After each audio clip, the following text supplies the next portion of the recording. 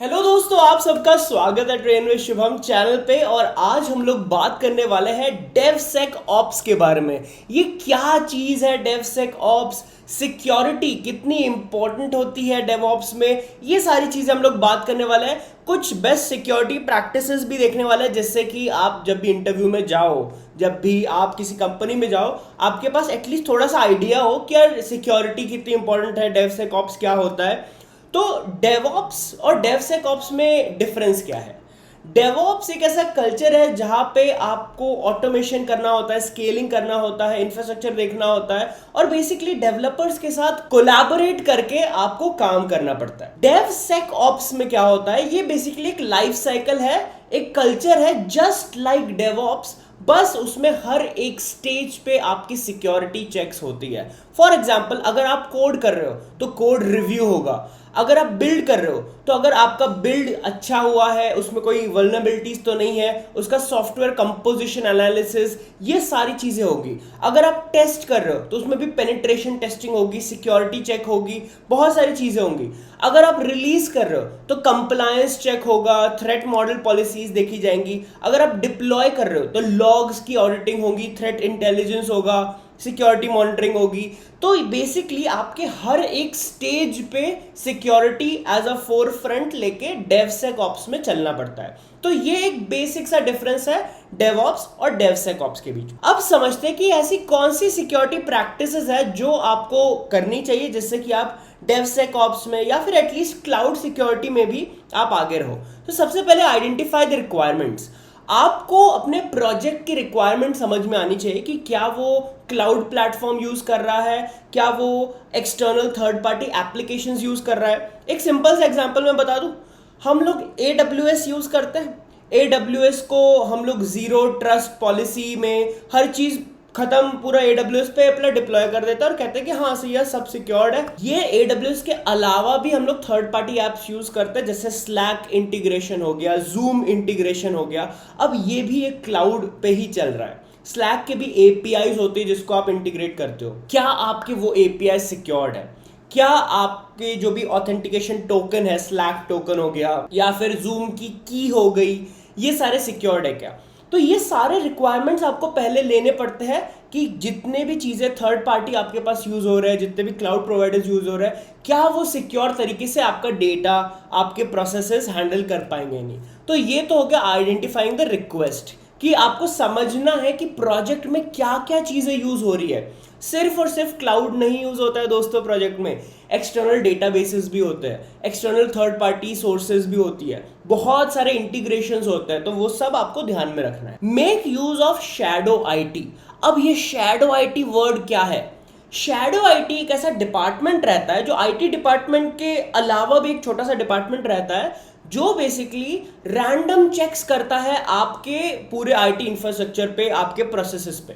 For example, IT department में मैं हूं, ठीक है, मैं जानता हूं सिक्योरिटी की प्रैक्टिसेस, बट मैं बहुत ज्यादा फॉलो लेट से नहीं कर रहा हूं। कभी कभी ऐसा हो रहा है कि मेरी जो सिक्योरिटी क्रेडेंशियल्स है वो मेरे लैपटॉप में किसी नोटपैड पे सेव्ड है, या फिर मेरी जो ब्राउजर है मैं उसमें सेव पासवर्ड्स ये क्लिक कर रहा हूं। तो मेरा लैपटॉप ना चेक होता है। ये जो चेक हो रहा है ना, वो शैडो आईटी करता है। तो आपको पता होना चाहिए कि एक शैडो आईटी डिपार्टमेंट या फिर एक शैडो आईटी टूल कैसे यूज करता है। आई नो बहुत नया होगा आपके लिए, आप पढ़ सकते हो इसके बारे में, बट बहुत ही ज्यादा इंपॉर्टेंट सिक्योरिटी प्रैक्टिस है दोस्तों। अगर हम लोग क्लाउड सिक्योरिटी की बात कर ही रहे हैं तो मैं आपको बताना चाहूंगा NIIT का cloud security IT administrator program, जो कि एक आपको क्लाउड आर्किटेक्ट, डिजाइन और सिक्योरिटी के लिए बहुत फायदेमंद साबित हो सकता है। ये एक प्रोग्राम है जो NIT लेके आया है। NIT काफी रेप्यूटेड ट्रेनिंग इंस्टीट्यूट है, जिसका रजिस्ट्रेशन 31 मई को क्लोज हो रहा है, 8 दिन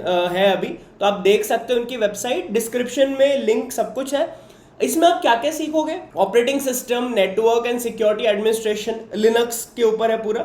अगर आपको पाइथन के थ्रू प्रोग्रामिंग सीखनी है, स्क्रिप्टिंग सीखनी है और सिक्योरिटी पैचेस लगाना है, तो वो सारी चीज़ें आप सीख सकते हो। इनका पूरा प्रोग्राम करिकुलम है जो आप वेबसाइट में जाके देख सकते हो। तो अगर आपके पास minimum eligibility BTech, BCA, BCom या फिर आपका पोस्ट ग्रेजुएशन MCA, MSc ये सब चीज़ें हो चुकी है, तो आप ये कोर्स करा सकते हो।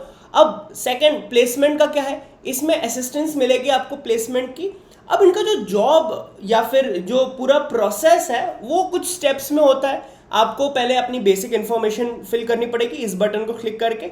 फिर इनका एक स्क्रीनिंग टेस्ट होता है जिसमें वो देखते हैं कि आप इस कोर्स के लिए फिट हो या नहीं। तो वो स्क्रीनिंग टेस्ट होगा अराउंड 1-1.5 घंटे का, तो वो आपको लेना है। फिर उसके बाद आप आगे की फॉर्मेलिटीज कर सकते हो। इसमें आपको प्रोफेशनल ग्रूमिंग मिलेगी, आपकी प्रोफाइल को अलग जॉब अपॉर्चुनिटी के साथ मैच होगा, कम्युनिकेशन स्किल्स होंगी, इंटरव्यू प्रिपरेशन, मॉक इंटरव्यूज, ये सारी चीज़ें भी आपके साथ होंगी। मतलब ये मैं बता रहा हूँ अपार्ट फ्रॉम इनका कोर्स करिकुलम, ठीक है। तो ये आप वेबसाइट पूरा डिटेल में पढ़ लीजिए, जो भी आपके डाउट्स है, क्वेश्चन है। फ्री करियर काउंसलिंग इधर इस नंबर पे है, व्हाट्सएप भी कर सकते हैं उन लोग को। और ये खत्म होने के बाद आपको एक सर्टिफिकेशन दिया जाएगा NIIT का। अगर आप टूल्स की बात करें कि आप क्या क्या सीखने वाले हो, तो information security systems, SysOps, logical physical networks, तो जितने भी क्लाउड सिक्योरिटी रिलेटेड चीज़ें होती है ना, पूरा cloud security IT administrator program इसमें है।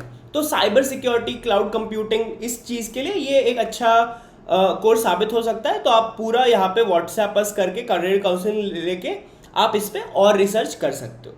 बात करते हैं हमारे थर्ड पॉइंट की, प्रोटेक्ट क्लाउड सीक्रेट्स। एक cloud service provider, let's say AWS, Azure, GCP या फिर जो भी, इनमें आपके सिक्योर्ड पासवर्ड्स है या नहीं। मतलब आपका जो पासवर्ड आप डाल रहे हो, आप वो कैसे डाल रहे हो, एनक्रिप्ट करके डाल रहे हो, टेक्स्ट फाइल्स में डाल रहे हो, या फिर कैसे डाल रहे हो। ऐसा भी हो सकता है हम लोग कभी कभी कुछ कॉन्फ़िगरेशन फाइल अपनी EC2 इंस्टेंस में डाल देते हैं। अब वो EC2 इंस्टेंस, लेट्स से उसका पोर्ट खुला रह गया, किसी ने SSH कर दिया, या कुछ की मिसमैच हो गई, या कुछ भी गड़बड़ हो गई, आपकी सिक्योरिटी क्रेडेंशियल्स कॉम्प्रोमाइज हो सकते हैं। इस केस में आप क्या करोगे? इस केस में आपको क्लाउड सीक्रेट सर्विसेज का यूज करना पड़ता है, जैसे सीक्रेट मैनेजर हो गया, KMS हो गया, की मैनेजमेंट सर्विस हो गया, SSE हो गया, सर्वर साइड एन्क्रिप्शन हो गया।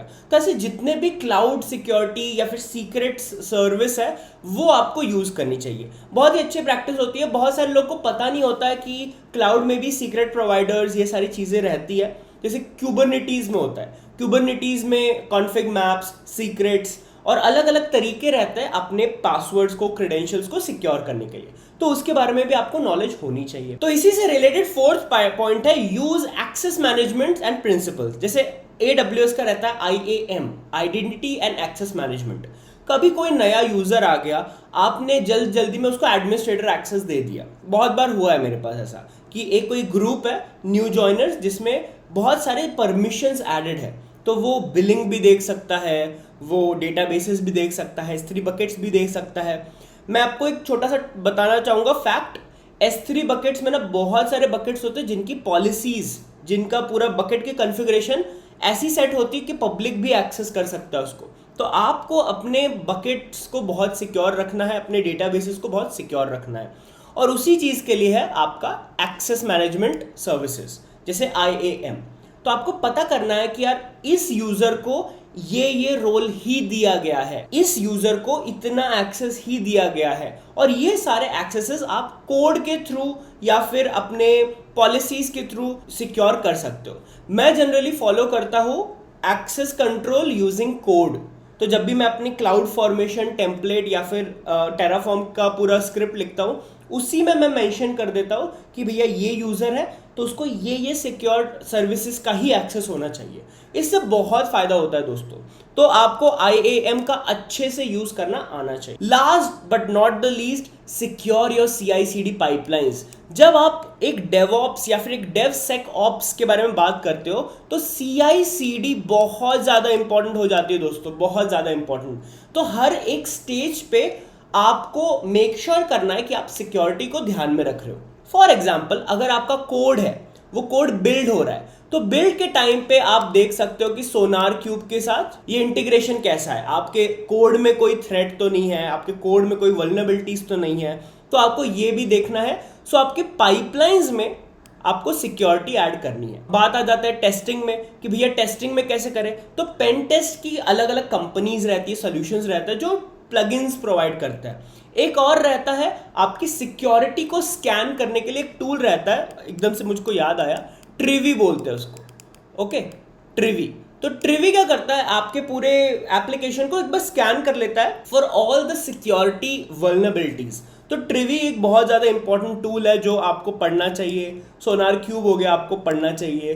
तो ये सारे टूल्स यूज़ करके आप अपने CI/CD पाइपलाइंस को बहुत सिक्योर कर सकते हो दोस्तों।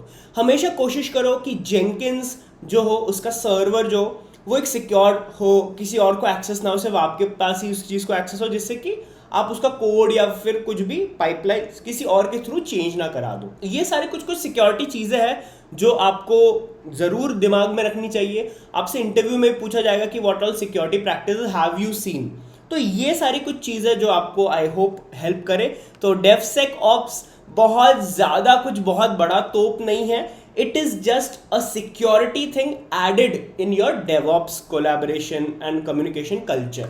तो आई होप आपको इस वीडियो से समझ में आ गया होगा कि ये DevSecOps का पूरा सिस्टम कैसा है, कौन सी सिक्योरिटी प्रैक्टिसेस है जो आप फॉलो कर सकते हो और अपने इंटरव्यूज में अच्छा कर सकते हो, अपनी जॉब में अच्छा कर सकते हो, और आपके लिए एक नई लर्निंग भी हो जाएगी। तो यहाँ तक वीडियो को देखने के लिए धन्यवाद। देखते रहिए train with Shubham channel. Thanks for watching.